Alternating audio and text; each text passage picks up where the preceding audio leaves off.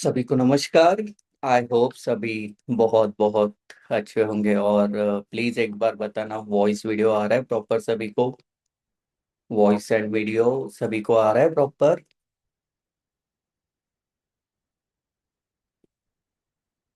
Yes, please chat box में confirm करना। Voice video क्या प्रॉपर आ रहा है? Yes, okay. Okay, thank you so much. All clear, great. Great. चलो, सो आप सभी का स्वागत है, वेलकम है कि बैच नंबर 12th में। और आप सभी को पता है कि ये स्पेशली बैच जो है डिजाइन की जा चुकी है स्मार्ट मनी कंसेप्ट के लिए। यानी कि आगे आने वाले दिनों में हम बहुत अच्छी तरीके से स्मार्ट मनी कंसेप्ट को सीखेंगे। किस तरीके से उसमें कुछ लेवल्स होते हैं, है ना? राइट। फर्स्ट लेवल है, सेकंड लेवल है, थर्ड लेवल है। तो उसमें पूरा मास्टर हो जाना है। हमें जब भी सीखेंगे इस तरीके से पूरी मास्टर की इसमें हम आने वाले कुछ दिनों में करने वाले हैं। सो आप सभी का स्वागत है। एंड कुछ बातें पहले हम करेंगे और उसके बाद आज के सेशन को हम शुरुआत भी करेंगे, जो एक बेसिक से लेके होगा। और जिस तरीके से आप इंटरेस्ट दिखाओगे वहां पर हम जाने वाले हैं, वो सारी चीजें हम देखने वाले हैं। सो पहले तो मुझे बताओ, आप कहाँ कहाँ से यहाँ पर ज्वाइन हो चुके हो? आपकी सिटीज का नाम भी बताओ। कहाँ कहाँ से ज्वाइन हो चुके हो, प्लीज बताइए। आपकी सिटीज का नाम यहाँ पर आपने बिल्कुल बताना, जहाँ से आप ज्वाइन हो चुके हो। यस, बुल्ढाना से है, ग्रेट। ओके, यवतमाल से है। यस सर, और कहाँ से ज्वाइन हो चुके हो? मुंबई, क्या बात है, आपली मुंबई, वसई महाराष्ट्र, बेंगलोर, जिसने अभी आरसीबी ने आईपीएल जीता। सोलापुर विरार से है, क्या बात है, चलो। Great great. ओके। सो कोई ऑलमोस्ट तो जानते हैं, लेकिन मेरा नाम सुहास जादव है and I am a stock market trader भी हूँ, ट्रेनर भी हूँ। और पिछले 7 साल से जो है एज अ ट्रेडर करके हूँ। और प्रीवियस 4 साल अभी कंप्लीट होंगे एज अ ट्रेनर करके। सो जो लर्निंग मेरे पास है, जो मैंने जो भी सीखा, वो पूरा का पूरा मैं आपको यहाँ पर हैंड ओवर कर दूंगा। आपके साथ में शेयर करूंगा हर एक चीज जो है। और ये बैच तो मैं आपको बोलूंगा, कसम से मैं बोल रहा हूँ सर, बहुत स्पेशल रहने वाली है। क्योंकि बस फोकस अपना जो है वो स्मार्ट मनी कंसेप्ट के ऊपर है। हम यहाँ वहाँ बिल्कुल भी नहीं जाने वाले। सीधा स्मार्ट मनी कंसेप्ट और 3 लेवल्स, जिसको है हम बहुत ही गजब की ये कंसेप्ट है, बहुत एक्यूरेसी उसकी स्ट्रॉन्ग्स भी है। जो full time as a profession करना चाह रहे हैं उनको भी ये बहुत इंपॉर्टेंट ये कंसेप्ट होने वाली है। सो आने वाले दिनों में तो हम इसको सीखेंगे ही। लेकिन आप भी बताना सर, क्या आप स्टॉक मार्केट में फ्रेशर हो या कुछ एक्सपीरियंस है? तो प्लीज बताइए। एक्सपीरियंस है तो प्लीज लिखो कि आई एम एक्सपीरियंस, कितने साल का एक्सपीरियंस है वो भी जरूर आपने बताना है। फिर हम धीरे धीरे आगे बढ़ेंगे। सो फ्रेशर हो या एक्सपीरियंस हो सर, प्लीज बताइए। जो भी है अपना एक्सपीरियंस बिल्कुल बता सकते हो। सम एक्सपीरियंस 1 ईयर का है, ग्रेट ग्रेट। ओके, और बताइए। Few years experience, great sir. Okay, और किसी कोई फ्रेशर है, एक्सपीरियंस प्लेयर है? फ्रेशर हो, ठीक है, पर्सनली मैसेज नहीं करना, डायरेक्टली किया तो भी चलेगा। ओके सर, ठीक है। तो कुछ फ्रेशर्स है, कुछ एक्सपीरियंस प्लेयर्स भी इसमें मौजूद है। ओके। तो ट्रेडिंग जो है सर, वो 3 कंसेप्ट के ऊपर चलती है। ये हमने पहले भी बात शेयर की। फर्स्ट है, आपके पास ऐसी कंसेप्ट हो जो रियल मार्केट में वर्क करे। तो ये हम आपको देंगे। ये हमारी जिम्मेदारी है कि जो रियल मार्केट में वर्क करे। ऐसी कंसेप्ट जो है आपके साथ हम बिल्कुल शेयर करेंगे, वो पूरी जिम्मेदारी हमारी होगी। एंड जैसे मैं बात कर रहा था 3 लेवल्स ऑफ एसएमसी के, तो फर्स्ट लेवल भी आपने कंप्लीट की तो भी प्रॉफिट है, सेकेंड लेवल कंप्लीट की तो भी प्रॉफिट है, अगर आप थर्ड लेवल तक जा सकते हो तो बहुत ही बढ़िया है। तो तीनों लेवल्स को आप कंप्लीट करो सर, बहुत अच्छा कंसेप्ट है, बहुत मजा आएगा आपको सीखने के लिए। तो ये कंसेप्ट जो है सर, बस फॉरेक्स के लिए नहीं चलेगा, वो इंडियन स्टॉक मार्केट के लिए भी चलेगा, वो जो कंसेप्ट है क्रिप्टो करेंसीज के लिए भी चलेगा। तो बहुत जगह पर ये कंसेप्ट है पूरी तरीके से चलती है।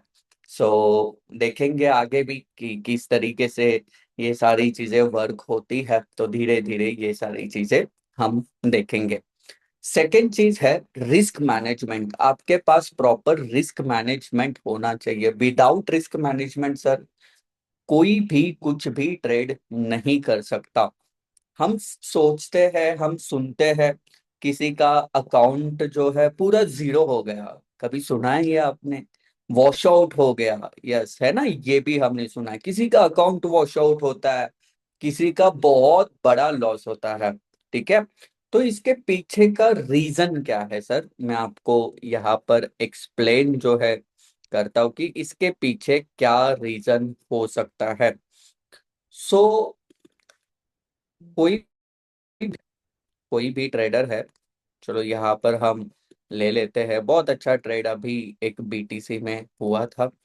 कोई भी ट्रेडर है, उसके पास 4 ऑप्शन होते हैं। एक होता है कि बिग प्रॉफिट, ठीक है, स्मॉल प्रॉफिट, उसके बाद जो होता है स्मॉल लॉस, और सेकंड होता है, फोर्थ होता है बिग लॉस, है ना। तो यहाँ पर क्या होता है सर, ये बिग प्रॉफिट ग्रेट है, स्मॉल प्रॉफिट वो भी ठीक है सर, स्मॉल लॉस बढ़िया है, ठीक है। लेकिन प्रॉब्लम कहाँ पर है? इधर है, इधर है बिग लॉस। कि बिग लॉस जब हो जाता है, तब उससे बाहर जो निकालना वो खुद को मुश्किल हो जाता है, और यहाँ पर ही फंस जाता है, यहाँ पर पूरी तरीके से फंस जाता है। तो ये बिग लॉस होने के पीछे का सबसे बड़ा अगर कुछ रीजन है सर, तो वो यही है कि रिस्क मैनेजमेंट फॉलो नहीं किया जा रहा है। रिस्क मैनेजमेंट फॉलो नहीं हो रहा है सर, तो कोई भी मतलब ऐसे ही होगा, आप कमाओगे जरूर, आज कमाया, कल भी कमाया, परसों भी कमाया, ऐसे धीरे धीरे धीरे स्टेप बाय स्टेप ग्रो भी करोगे।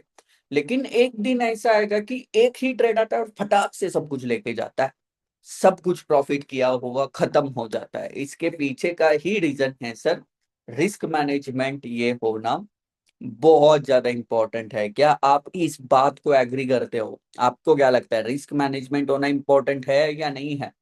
बिल्कुल इंपॉर्टेंट है सर, इसके सिवा आपका कोई भी ट्रेड नहीं होता। ठीक है, सो कंसेप्ट, फर्स्ट पार्ट की आपके पास ऐसी कंसेप्ट होनी चाहिए सर जो लाइव मार्केट में चले, लाइव मार्केट में वर्क हो, ऐसी कंसेप्ट आपके पास होनी चाहिए, वो हम देंगे। सेकेंड चीज है, सेकेंड पार्ट है कि रिस्क मैनेजमेंट कैसे करना है, वो भी हम सिखाएंगे। लेकिन थर्ड पार्ट जो है वो आपको करना पड़ेगा, वो है sir psychology development. Psychology develop करना बहुत ज्यादा इंपॉर्टेंट है, बहुत ही ज्यादा ये पार्ट इंपॉर्टेंट होता है। लाइक आज एक्सपीरियंस ट्रेडर, आप कभी ट्रेड लेते हो, पकड़ लो आपका टारगेट 10,000 का है सर, और धीरे धीरे मार्केट ऊपर जा रहा है और पहुंचा 20,000, सॉरी 2,000 तक आपका प्रॉफिट पहुंचा। तो क्या होता है, टारगेट तो अभी दूर है सर, लेकिन मन में क्या आ जाता है कि हाँ ठीक है यार, एटलीस्ट 2,000 तो मिल रहे, ये ना जाए, हम फटाक से एग्जिट कर लेते हैं, है ना। और फिर पता चलता है कि अरे यार, 1 घंटा में रुकता तो 10,000 रुपए मुझे मिल ही जाते, पूरी तरीके से मिल जाते। तो ये क्या है सर, ये प्योर क्या है, साइकोलॉजी का प्रॉब्लम है, लफड़ा अगर कुछ है तो वो साइकोलॉजिकल लफड़ा है। तो मोस्ट ऑफ दी ट्रेडर्स क्या करते हैं क्लासेस में कि साइकोलॉजी बाद में लास्ट में सिखाया जाता है कि ऐसी साइकोलॉजी होनी चाहिए, लेकिन हम शुरुआत में सिखाते हैं आपको। इसके पीछे का भी रीजन यही है सर, ताकि आपकी साइकोलॉजी अभी फिक्स हो जाए ना, तो आपको लाइव ट्रेड करने में कोई दिक्कत नहीं आएगी, कोई भी दिक्कत नहीं आएगी। इंसान के पास देखो ऐसा ही ट्रेडर के पास होता है कि जब भी आप भी बताओ, अगर आप एग्री कर रहे हो, जब भी कोई ट्रेड लेते हो, आपका टारगेट यहाँ तक है सर, ट्रेड जा रहा है यहाँ पर, टारगेट यहाँ तक है, तो क्या होता है सर, पहले डर लग जाता है। लगता है या नहीं लगता? डर लगता है ना इन चीजों से, बिल्कुल डर लगता है कि धीरे धीरे ऊपर जा रहा है, अरे प्रॉफिट में है, प्रॉफिट में है, फटाक से हम एग्जिट कर लेंगे, डर लगता है, क्योंकि आया हुआ प्रॉफिट निकल ना जाए। और इन केस समझ लो आपका स्टॉप लॉस सर लगा हुआ है, वो मार्केट आया स्टॉप लॉस को टच कर रहा है, फिर भी हम एग्जिट नहीं करते, क्यों? क्या होता है, यहाँ पर हमारी होप्स होती है कि स्टॉप लॉस ले और फिर ऊपर जाए, फिर मैं कॉस्ट टू कॉस्ट एग्जिट कर लूंगा, जीरो पे एग्जिट कर लूंगा, ऐसा कुछ मेरा एक दिमाग चलता है। हालांकि होना चाहिए उल्टा, कि जब प्रॉफिट में ट्रेड है वहां पर हमारे होने चाहिए होप्स, और जब लॉस में जा रहा है, यानी कि सर जब ये ट्रेड जो है हमारा स्टॉप लॉस हिट कर रहा है, तब हमारा होना चाहिए डर कि ये स्टॉप लॉस हिट हो चुका है, तो और लॉस ना करे। सो बिग लॉसेस के लिए सर रोकना है तो साइकोलॉजी जो है बहुत एक अहम भूमिका यहाँ पर निभाने वाली है आपके लिए। तो साइकोलॉजी डेवलप करने के लिए दो कंसेप्ट है वो आपको करना पड़ेगा। एक तो है सर एक्सरसाइज।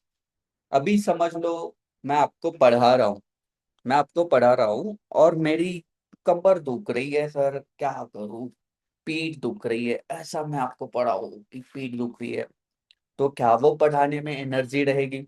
बिल्कुल नहीं एनर्जी रहेगी, मुझे दिक्कत हो जाएगी, मेरा कंसंट्रेशन ही नहीं होगा पढ़ाने वक्त।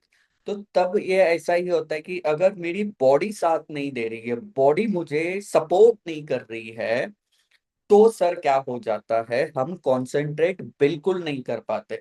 और वो कंसंट्रेशन जो है ना, कंसंट्रेशन करने के लिए हमारी बॉडी का ठीक होना बहुत ज्यादा इंपॉर्टेंट है।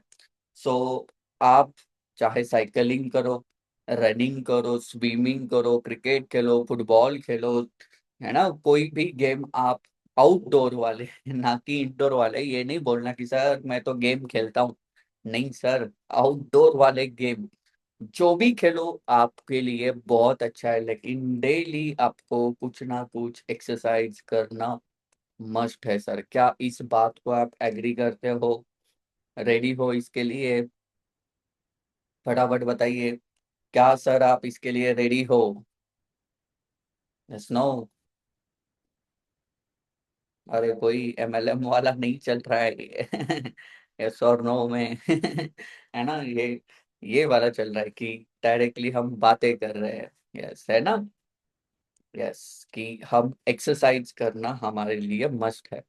सेकंड पार्ट होता है सर हमारे माइंड को शार्प करने के लिए। माइंड के अंदर जो है कचरा भरा हुआ है, किसी की बातें भरी हुई है, किसी ने कुछ बोला हो पहले के, वो निकाल कर आपको अंदर से भी पॉजिटिविटी आए, इसलिए सर आपको बुक रीडिंग करना बहुत ज्यादा इंपॉर्टेंट है, बहुत ज्यादा इंपॉर्टेंट है। बुक रीड नहीं कर रहे हो तो प्रॉब्लम हो जाएगी ठीक है, हमारे पास अपडेशंस नहीं रहेगी, हर एक चीज का अपडेशंस होना बहुत ज्यादा इम्पोर्टेंट है। तो अपडेशंस के लिए सर बुक रीडिंग बहुत ही इम्पोर्टेंट है।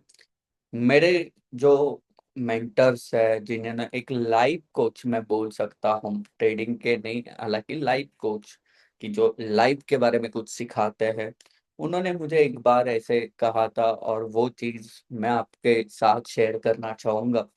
तो उन्होंने कहना कि जब भी आप किसी बुजुर्ग को मिलो जिनकी एज है, किसी एज है, हमारे घर में होते हैं, हमारे मोहल्ले में होते हैं, कई बार हमें मिल जाते हैं, तो जब भी बात करो तो उनसे पूछो कि आपके लाइफ का मुझे एक तजुर्बा बताओ, एक तजुर्बा बताओ आपकी लाइफ का।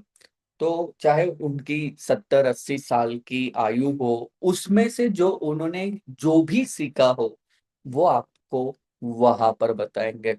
और वो अगर आपको परफेक्ट लगा तो आपने 70-80 साल का एक्सपीरियंस जो है खुद लिया है सर, खुद वो एक्सपीरियंस आपने एक्सपीरियंस किया है ना।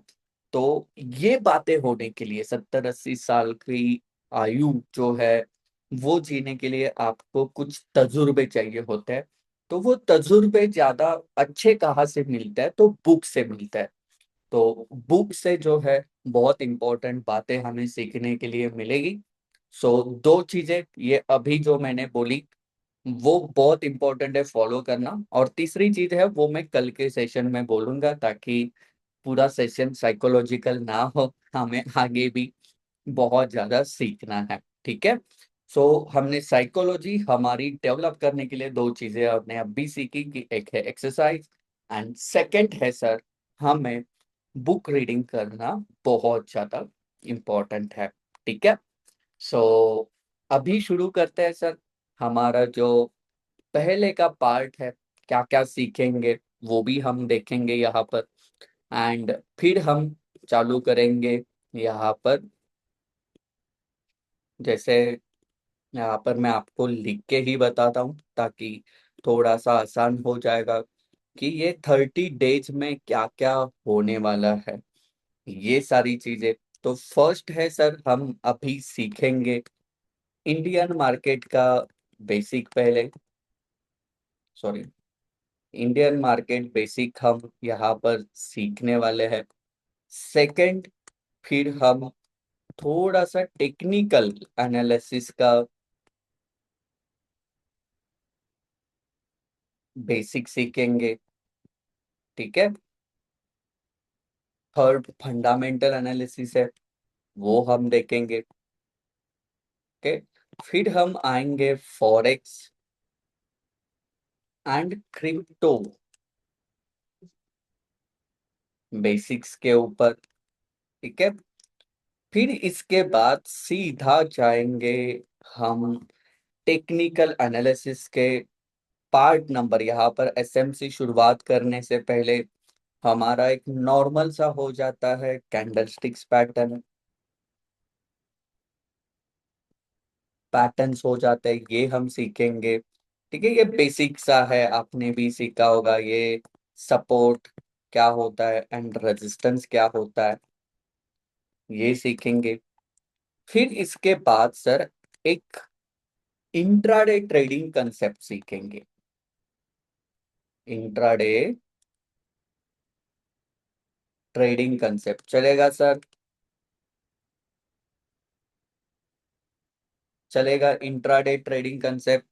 यानी कि जब 7वें पॉइंट पर हम आ जाएंगे, ये सीखने के बाद सर, ये सीखने के बाद मैं आपको बताता हूँ, एक चीज आपको बताता हूँ, क्योंकि 12th नंबर की बैच है, 11 बैचेस है, जो है कुछ सब्जेक्ट चेंज होते हुए गए, लेकिन अभी से ये पूरा डिफरेंस रहेगा, पूरा का पूरा नया रहेगा। ये वाली बैच पूरी नई रहने वाली है। ठीक है। तो इसके पहले बैचेस में ये पार्ट नहीं हुआ होगा। तो ऐसी कंसेप्ट आपको दी जाएगी सर, जो जो एक डेली बेसिस पर आपको इनकम बना के दे सर। क्या चलेगा, चलेगा आपको, आपको चलेगा, यस नो, बताइए चलेगा या नहीं चलेगा। इंट्राडे डेली बेसिस पर आपको एक इनकम सोर्स बना के देगा, है ना। ये इंट्राडे वाली कंसेप्ट क्या होगी, कैसे होगी, वो उस टाइम बिल्कुल हम वहां पर आपके साथ शेयर करेंगे। इसके बाद है सर 8 नंबर का पॉइंट आता है, फिर हम हमारे मेन चैप्टर में आ जाते हैं। वो है सर एसएमसी के लिए फर्स्ट है मार्केट स्ट्रक्चर, ये कैसे होता है क्या होता है वो देखेंगे। फिर इसके बाद 9th नंबर में आ जाएगा एसएमसी लेवल फर्स्ट। फिर आएगा एसएमसी लेवल सेकेंड। फिर आएगा जो एज अ करियर देखना चाह रहे हैं, आपके लिए ये स्पेशल है, एसएमसी लेवल थर्ड। और इसमें बहुत ज्यादा अंदर कुछ है, मैं वो डिटेल्स में यहाँ पर नहीं बता रहा हूँ। एसएमसी लेवल थर्ड में की बात करूंगा, लेवल्स होती है, मल्टीपल टाइम एनालिसिस होता है, डिमांड होता है, सप्लाई यहाँ पर होता है, सेशन वाइज आपको ट्रेड करना होता है, कौन से टाइम में ट्रेड करना है, कौन सा नहीं करना है, किस में ट्रेड करना है, कितनी क्वांटिटी से करना है, कब ट्रेड एक एक्यूरेसी वाला होता है, कब नहीं होता है, ये सारी चीजें आपको यहाँ पर बताई जाएगी। ये थर्ड लेवल का एक बहुत इंपॉर्टेंट पार्ट यहाँ पर है। और फिर इसके बाद जो है सर, सीधा हम डीप में जाएंगे, ऑप्शन ट्रेडिंग के डीप में जाएंगे। सो ये 30 डेज सर, ये पार्ट होगा बीच में। ये सारी चीजें, रिस्क मैनेजमेंट, ये सारी कवर होने वाली है। जो मेजर पार्ट है वो यहाँ पर आपके साथ मैंने शेयर किया है कि इतना सब कुछ हम आने वाले 30 डेज में शुरू करेंगे। और सभी से एक रिक्वेस्ट है, हर एक से मैं एक रिक्वेस्ट करना चाहूंगा, क्योंकि पहले का आधा घंटा तो यही सारी बातें होने में जाता है। तो एक सिंपल सी रिक्वेस्ट है सर, देखो, जो भी टाइम का रिस्पेक्ट करता है, टाइम भी उसका रिस्पेक्ट करता है। जो टाइम को बर्बाद करता है, टाइम भी कहीं ना कहीं उसको बर्बाद करना शुरू कर देता है। तो अकॉर्डिंग टू मी, मुझे लगता है टाइम की रिस्पेक्ट होना बहुत ही ज्यादा जरूरी है। सो आप सभी से रिक्वेस्ट है, सभी से रिक्वेस्ट है कि 9 बजे से पहले प्लीज ज्वाइन हो जाओ, हमें वेट ना करना पड़े किसी का। अगर आप 9 बजे एग्जैक्ट ज्वाइन हो तो एग्जैक्टली 9 बजे ही क्लास अपना शुरू होगा। 10 बजे के बाद और एक क्लास होता है, तो पहले ही हमें खत्म करना तो पड़ेगा ही, क्योंकि 10 बजे एग्जैक्टली सेकेंड बैच जो है वो भी शुरू हो जाती है। तो उस रीजन से आप सभी को रिक्वेस्ट है कि एग्जैक्टली 9 बजे से पहले ही आप जुड़ जाओ। देखो, टाइम टू रिस्पेक्ट, तो टाइम आपका आने वाले दिनों में रिस्पेक्ट करेगा ही करेगा। टाइम को बर्बाद करते हैं ना तो बहुत प्रॉब्लम हो जाती है। तो टाइम को हमने बहुत ज्यादा संभालना है, बहुत ज्यादा उसका रिस्पेक्ट भी करना है। ठीक है, तो शुरू करें फ्रेंड्स, शुरू करें। रेडी हो सभी? सभी रेडी है, शुरू करें। प्लीज थोड़ी सी एक्साइटमेंट भी दिखाओ, कितना रेडी हो, कितना रेडी हो। और हमारे दो टाइप के स्टूडेंट होते हैं, एक होते हैं एक्टिव वाले, ठीक है, first types of student. Active होते हैं, जो भी चीजें हैं बता, जो भी बातें यहाँ पर होती है आंसर्स किया करते हैं, वो एक टाइप के स्टूडेंट होते हैं। और मैं आपको मेरा अनुभव बताता हूँ कि जो ये होते हैं फर्स्ट टाइप के स्टूडेंट, बहुत जल्दी ग्रोथ कर पाते हैं, बहुत ही जल्दी ग्रोथ करते हैं। और जो सेकंड टाइप के स्टूडेंट होते हैं, जिनको हम बोलते हैं कि हिमालय से आए हुए हिमालय में रहे हुए ऐसे स्टूडेंट होते हैं, जिनको बहुत शांत रहते हैं, कुछ भी बोलो सर, बोलना नहीं है, पूछा कुछ समझ में आया, कुछ बोलना नहीं है, समझ में आया तो भी नहीं बताना, नहीं समझ में आया तो भी नहीं बताना, चाहे आप कुछ भी करो, हम बहुत अपनी मौन में रहेंगे, हम ऐसे ही रहेंगे कि कुछ ना बोलेंगे ना कुछ सुनेंगे। ठीक है, तो दो टाइप के स्टूडेंट है, तो आपकी ऊपर जिम्मेदारी है सर, आपको कौन से टाइप के स्टूडेंट बनना है, कौन से टाइप का स्टूडेंट बनना है, वो डिपेंड करेगा आपके ऊपर कि फर्स्ट टाइप का एक्टिव वाला स्टूडेंट या हिमालय वाला। ठीक है, तो डिपेंड करेगा आप सभी के ऊपर। ठीक है, चलो। तो लास्ट सवाल आप सभी के लिए, लास्ट सवाल आप सभी के लिए एक ही मैं यहाँ पर पूछूंगा, और रिकॉर्डेड सेशन है ये सारे। सो लास्ट सवाल आपके लिए, सर, आप जो भी एक्सपेक्टेशन से स्क्रूज मनी ट्रेडिंग एकेडमी के साथ जुड़ चुके हो, वो प्लीज मुझे यहाँ पर क्लियरली बताओ कि यहाँ पर जुड़ने का मकसद क्या है। सीखना है, कमाना है तो कितना कमाना है, मतलब मुझे इनकम चाहिए लेकिन इतना इनकम मेरा होना चाहिए, ऐसा मुझे लगता है। जो भी आपकी एक्सपेक्टेशन है प्लीज प्योर बताओ यहाँ पर। कितना कमाना चाहते हो या क्या सीखना चाहते हो, क्या आपकी रिक्वायरमेंट, जो भी एक्सपेक्टेशन है। ठीक है, सीख कर कमाना है, ग्रेट ग्रेट, वो तो होगा ही sir.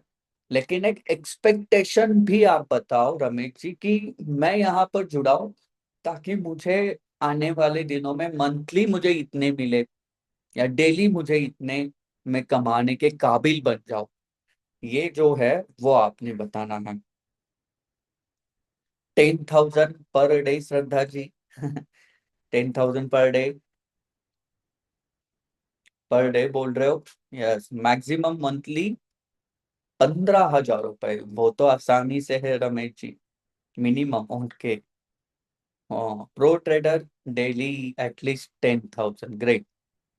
Generate regular income up to 20K to, वो तो, ये तो मिल जाएगा जो आप बोल रहे हो, वो बिल्कुल मिल जाएगा, बिल्कुल मिल जाएगा।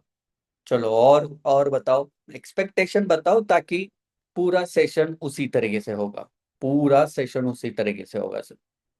ठीक है, मंथली 50 से 1 लाख, ग्रेट। चलो और सर, और सर, और बताइए। 10,000 पर डे, ग्रेट ग्रेट। चलो, मैं आपको बोलूंगा सर, इतना आपको मिलेगा, इतना आपको मिलेगा, लेकिन कुछ पाने के लिए कुछ खोना भी पड़ेगा। तो आप मुझे बस सिंपल सा आंसर दो कि ये कमाने के लिए आप डेली कितना टाइम दे सकते हो स्टडी के लिए, फिलहाल जो है उतना कैपेबल बनने के लिए। पहले कैपेबल बनना पड़ेगा ना वो कमाने के लिए। तो कितना देंगे, कितना टाइम देंगे, कितना टाइम दे सकते हैं? खुद को प्रॉमिस कर रहे हो, मुझे नहीं कर रहे हो, मैं आपको बता रहा हूँ, आप खुद को प्रॉमिस कर रहे हो सर। जो भी है, 4 से 5 घंटे, 2 घंटे, 5 डेली 4 आवर, क्या बात है। ये जितना आप बोल रहे हो ना सर, मैं आपको बोलता हूँ, इतना अगर आप दे रहे हो, 100% वहां तक पहुंचोगे जहां तक आप चाह रहे हो। लेकिन इतना देना पड़ेगा, इसमें कोई भी कॉम्प्रोमाइज नहीं करनी है। ठीक है, चलो। सो अभी देखते हैं सर, स्टॉक मार्केट का बेसिक क्या है, शेयर मार्केट एक्चुअल में क्या है, ये कैसे वर्क होता है, इसके बारे में अभी हम पूरी तरीके से देखेंगे। सो फर्स्ट है सर, फर्स्ट पार्ट यहाँ पर है। ठीक है, फर्स्ट पार्ट कि what is Indian share market. ये शेयर मार्केट एक्चुअल में है क्या? सुनते तो है, देखा तो है, किया तो भी है, लेकिन एक्चुअल में आज समझेंगे कि ये चलता कैसे है सर। सो यहाँ पर आप देखो, दो वर्ड्स है, दो वर्ड्स है। फर्स्ट वर्ड है सर, एक है शेयर, है ना, एक है share. Just 1 minute, okay. First है वर्ड इसमें शेयर, एंड सेकंड क्या है सर? मार्केट। ओके, दो वर्ड्स का ये यहाँ पर पूरा है। तो मार्केट का मीनिंग हम सभी को पता है, जैसे मैं एक शर्ट लेने के लिए जा रहा हूँ, वो क्या है सर? मैं कहाँ से खरीद रहा हूँ? मार्केट से खरीद रहा हूँ। दूध ले रहा हूँ, मिल्क ले रहा हूँ, कहाँ से लाते हैं? मार्केट से लाते हैं। सब्जी ला रहे हैं, मिल्क जो भी है वो कहाँ से ला रहे हैं? मार्केट से ला रहे हैं। तो मार्केट वर्ड तो हम सभी को, शेयर के बारे में मुझे कुछ नहीं मालूम है सर, कोई नहीं, कोई नहीं, आप ध्यान से सुन लो। ओके, तो मार्केट के बारे में तो आप सभी को पता है कि वो कैसे होता है, क्या होता है ना। बात आती है सर शेयर की, बात आती है शेयर की, कि ये समझेंगे कि ये एक्चुअल में है क्या। ओके, तो मुझे आप बताओ कि आपके पास कुछ पैसे हैं सर, आप कुछ बिजनेस चालू करना चाहते हो तो कौन से बिजनेस की आप शुरुआत करोगे? कौन से बिजनेस की आप शुरुआत करोगे, प्लीज बताइए। कौन से बिजनेस की शुरुआत करोगे?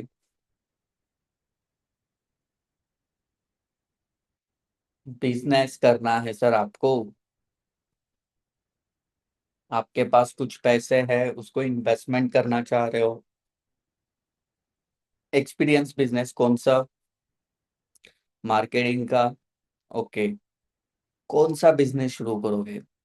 अगर आपके पास पैसे हैं, कुछ तो होगा। एक क्या होता है, सपना होता है, एक कुछ होता है कि अगर मेरे पास ये होता तो मैं ये बिजनेस शुरू करता, ये करता, वो करता। तो प्लीज बताइए, जो भी है आपने खुल के बताना है और बातें करते हुए जाएंगे।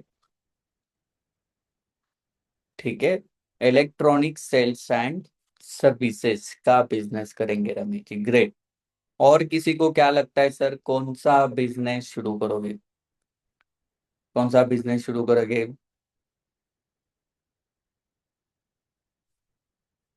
कोणता करायचा सर? कोणता बिझनेस सुरू करायचा?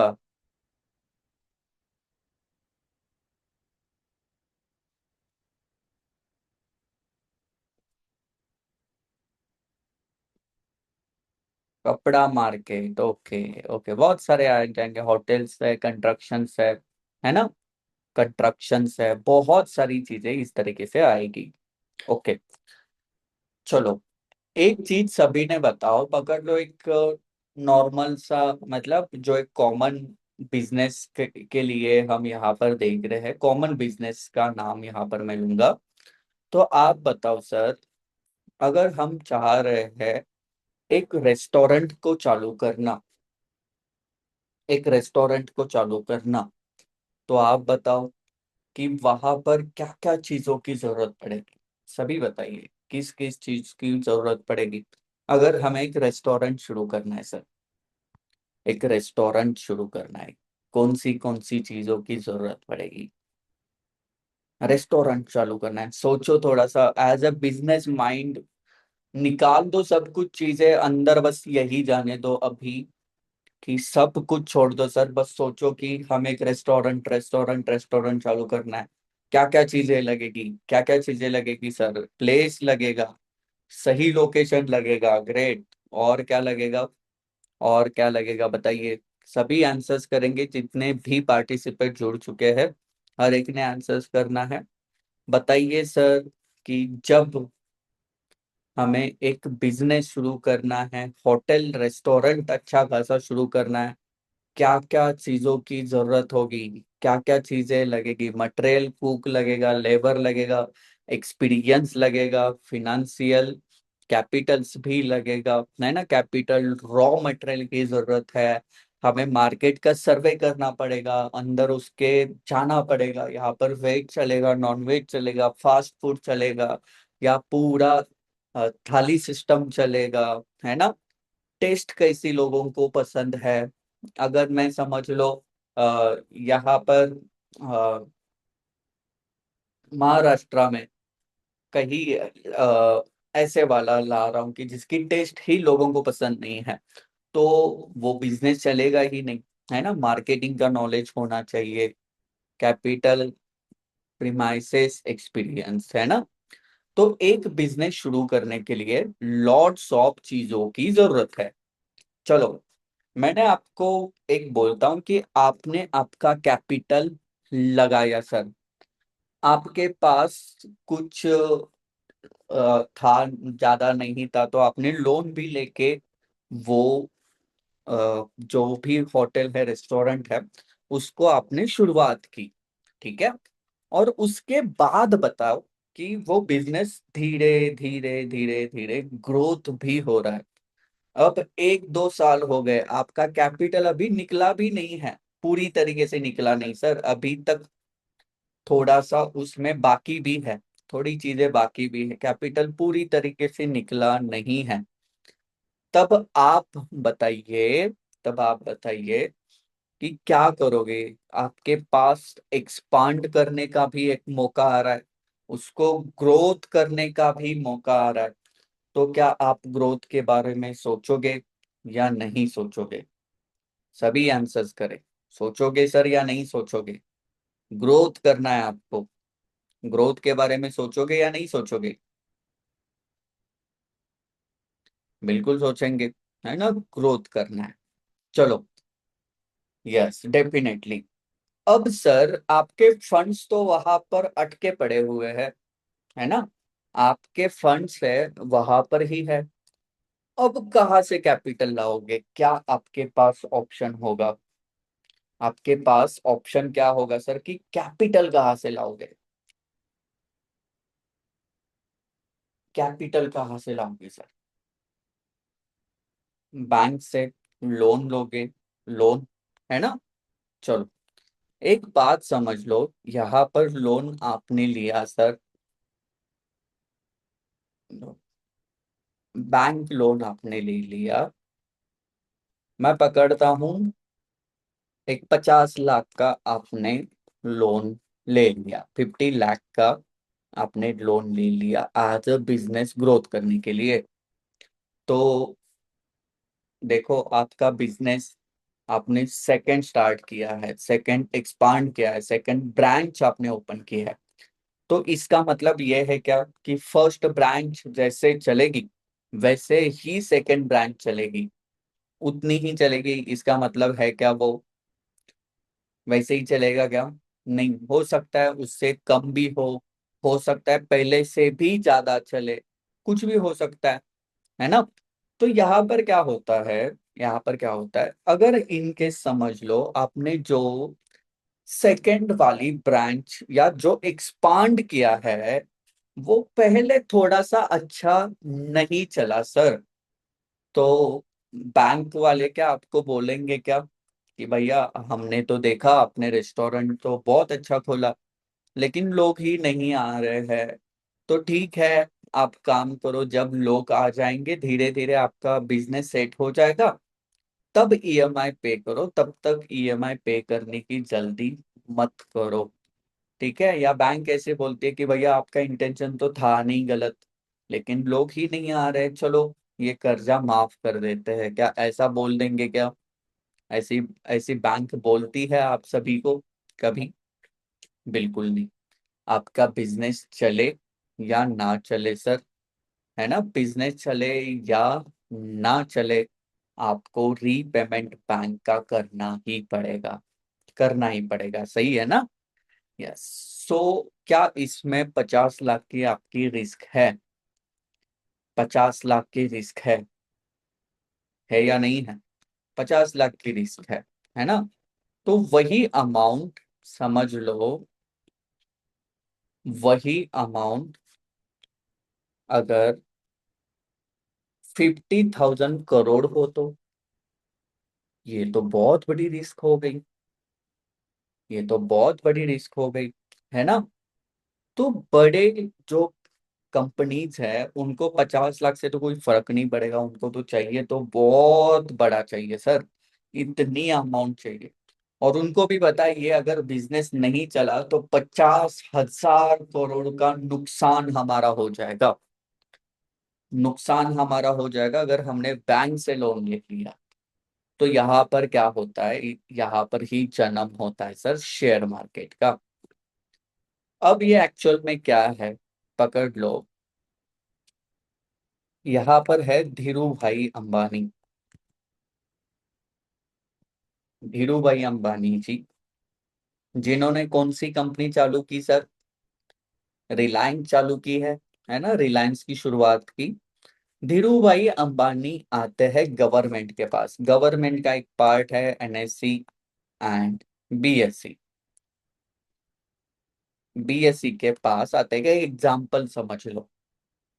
धीरू भाई अंबानी आते हैं गवर्नमेंट के पास और गवर्नमेंट को बोलते हैं कि मैं धीरू भाई अंबानी हूँ, मैं रिलायंस कंपनी इतने साल से चला रहा हूँ, ये सारा डेटा जो भी प्रीवियस बैलेंस शीट्स थे, प्रॉफिट एंड लॉस अकाउंट थे, सब कुछ सर वो गवर्नमेंट को देते हैं, हैंड ओवर करते हैं और बोलते हैं कि ये बिजनेस को ग्रोथ करने के लिए मुझे 50,000 करोड़ की जरूरत है।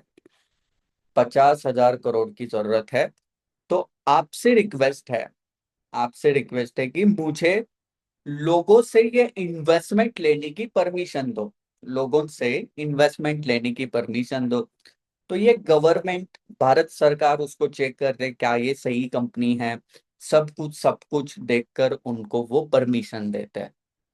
तो धीरू भाई अंबानी क्या करते हैं? धीरू भाई अंबानी जी आफ्टर परमिशन लोगों में आते हैं और लोगों को ऐलान करते हैं, पूरी तरीके से ऐलान करते कि मैं धीरू भाई अंबानी हूँ, मैं रिलायंस कंपनी का ओनर हूँ। अभी तक रिलायंस कंपनी मैंने यहाँ से लेके इतनी छोटी थी, अब यहाँ इतनी बड़ी बनाई है, और अब मुझे इतनी बड़ी बनानी है। तो मेरे ये इतने प्लान से बड़े बनाने के लिए पहले की मेरी balance sheet, profit and loss account कैसे मैंने बड़ी की, क्या क्या मुझे चैलेंजेस आए, आगे के क्या प्लान है, करंट सिचुएशन क्या है, ये सब कुछ लोगों को बताएंगे। और लोगों को बोलेंगे कि ये कंपनी मैं बड़ा करना चाहता हूँ, लेकिन अभी मुझे 50,000 करोड़ की जरूरत है। तो आप आपके हिसाब से 10,000, 20,000, जैसी आपकी कैपेसिटी हो, आप मेरी कंपनी में इन्वेस्टमेंट करो, मेरे ऊपर विश्वास रखकर। जैसे कंपनी की ग्रोथ होगी, वैसे आपकी इन्वेस्टमेंट की भी ग्रोथ होगी, आपकी इन्वेस्टमेंट भी बढ़ेगी। आपको वो शेयर्स दिए जाएंगे, उसके बदले आपको ओनरशिप दी जाएगी। और जैसे कंपनी की ग्रोथ होने वाली है, वैसे आपका वो प्रॉफिट बनेगा, है ना। यानी कि इन्वेस्टर्स का क्या होगा सर? जितने पैसे किसी ने 10,000 दिए, तो वो 11,000, 12,000, 13,000 ऐसे धीरे धीरे ग्रोथ होगी। किसी ने 10 लाख दिए, तो वो लाखों में ग्रोथ होगी। किसी ने करोड़ों दिए, तो वो करोड़ों में ग्रोथ हो जाएगी। तो जितनी अमाउंट आप मेरे पास दोगे, उतनी वो ग्रोथ हो जाएगी। हाँ, लेकिन लेकिन ये सब कुछ मेरा प्लान है, लेकिन इन केस इसमें से कुछ प्लान नहीं चला, तब अगर कंपनी को लॉस हुआ, तो भी आपको वो लॉस भी बेयर करना पड़ेगा, सहन करना पड़ेगा। अगर आप इसके लिए रेडी हो कि अगर प्रॉफिट हुआ तो मिल बांट कर खाएंगे, अगर लॉस भी हुआ तो भी मिल बांट कर खाएंगे। ठीक है, इसके लिए अगर रेडी हो, तो मेरे पास आप अपनी अमाउंट इन्वेस्टमेंट करो। तो ऐसा बोलने के बाद 50,000 करोड़ में से किसी ने 10,000 दिया, किसी ने 1 लाख दिया, किसी ने 10 करोड़ दिए, ऐसी छोटी मोटी अमाउंट मिलकर अब धीरू भाई अंबानी जी के पास 50,000 करोड़ रुपए आ चुके हैं। अब आप बताओ, अब धीरू भाई जी को क्या ईएमआई की टेंशन है सर? ईएमआई की टेंशन है इस केस में? लोगों से पैसे आ गए? बिल्कुल भी नहीं है, है ना, ईएमआई की टेंशन नहीं है। यस, अगर लॉस हुआ तो भी लोग लॉस सहन करने के लिए तैयार है। तो ये 50,000 करोड़ की रिस्क वो क्या हो गई? डिवाइड हो गई सर, वो हो गई डिवाइड। ठीक है। सो यहाँ पर स्टॉक मार्केट ये क्या है सर? एक ओनर आता है, लोगों को बोलता है मेरी कंपनी में आप इन्वेस्टमेंट करो, मैं आपको ओनरशिप देता हूँ, उसकी ओनरशिप दे देता हूँ। जैसे जैसी कंपनी की ग्रोथ होगी, वैसे वैसे आपकी भी ग्रोथ होगी। इन केस कंपनी को लॉस हुआ, तो आपको भी वो लॉस बेयर करना पड़ेगा। क्या यहाँ तक क्लियर है सभी को? यहाँ तक क्लियर है? एक बार क्लियर करो। एंड जस्ट 1 मिनट देना, मुझे चार्ज लगाता हूँ, बस 1 मिनट देना। यहाँ तक क्लियर है तो प्लीज क्लियर करो।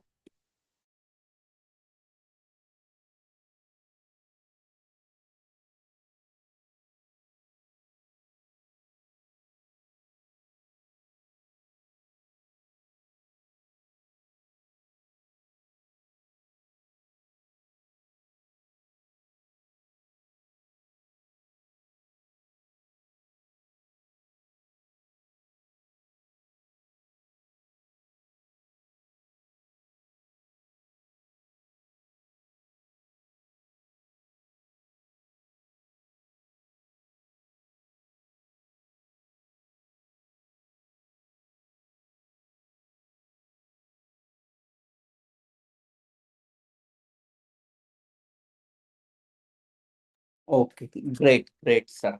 ठीक है। सो यहाँ तक हमने देखा सर कि ये एक्चुअल में शेयर मार्केट क्या है, और इसीलिए ये शेयर मार्केट का जन्म हुआ। ये ट्रेडिंग वगैरह तो बाद की चीजें हैं सर, पहले जन्म इसीलिए इसका हो चुका था। सो यहाँ तक हमने देखा। तो इसकी थोड़ी सी डेफिनेशन है, वो हम यहाँ पर देख लेते हैं। डेफिनेशन इसकी क्या कहती है कि ये शेयर मार्केट एक्चुअल में क्या है। The Indian share market is place, ऐसी जगह पर है जहां पर लोग बाय एंड सेल करते हैं अपनी ओनरशिप को। बाय एंड सेल शेयर्स, यानी कि ओनरशिप को बाय एंड सेल करते हैं। It help to companies, companies के लिए क्या फायदा है सर, वो कंपनीज के लिए वो पैसे जो है यहाँ पर रेज हो रहे हैं, यानी कि वो पैसे यहाँ पर आ रहे, 50,000 करोड़ धीरू भाई जी के पास आ गए। एक कंपनी के लिए फंड खड़ा करने के लिए एक बहुत अहम भूमिका स्टॉक मार्केट यहाँ पर निभा रहा है, ये शेयर्स ऑफर करके। एंड इन्वेस्टर्स जो है, जो इन्वेस्टमेंट कर रहे हैं, वो क्या कर रहे हैं सर, अर्न कर रहे हैं, वो कमा रहे हैं प्रॉफिट ट्रेडिंग और डिविडेंड के थ्रू। जैसे जैसे वो कंपनी के शेयर्स की ग्रोथ हो जाएगी, वैसे वैसे वहां पर, चलो 1,000 रुपए उन्होंने दिए, किसी ने 1,000 रुपए अंबानी जी के पास दिए, तो उन्होंने क्या किया, 1,000 रुपए का शेयर्स दे दिया। अब वो शेयर्स की वैल्यू जैसे बढ़ेगी, वैसे वैसे वो 1,000 की भी वैल्यू बढ़ेगी, है ना। तो investors can earn profit through trading और डिविडेंड। ये डिविडेंड क्या होता है, ये सारी चीजें हम आगे आने वाले दिनों में सीखने वाले हैं।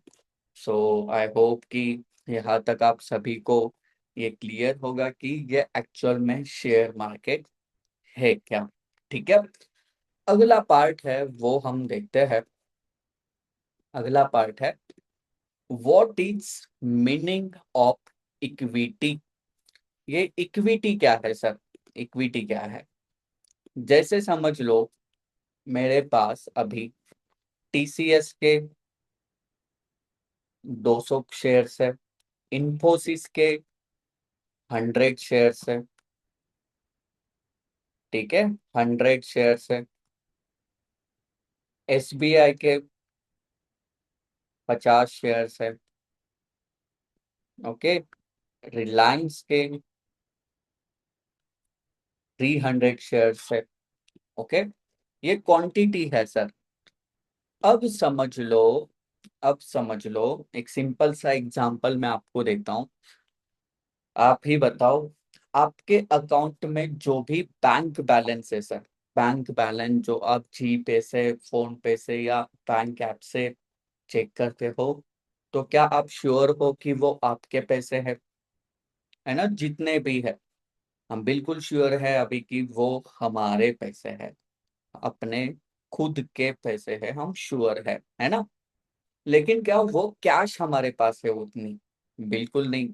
वो क्या है, वर्ट, मतलब हमें एक वर्टिकल जो ऑनलाइन दिखाई दे रहा है ना, ऑनलाइन वहां पर हमें वो कैश है वो दिखाई दे रही है, हमारे पास पैसे है वो दिखाई दे रहे हैं।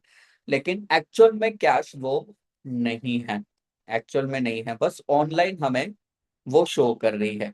किसी को हम ट्रांसफर भी कर रहे हैं, वो भी एक्सेप्ट कर रहा है सर कि मेरे पास पैसे आ चुके हैं, है ना। ये एक्सेप्ट कर रहा है वो भी कि हाँ मेरे पास वो पैसे आ चुके हैं। तो यहाँ पर भी क्या होता है सर, शेयर जो है वो भी ऐसे फॉर्म्स में अब नहीं होता, फॉर्म वगैरह नहीं होता।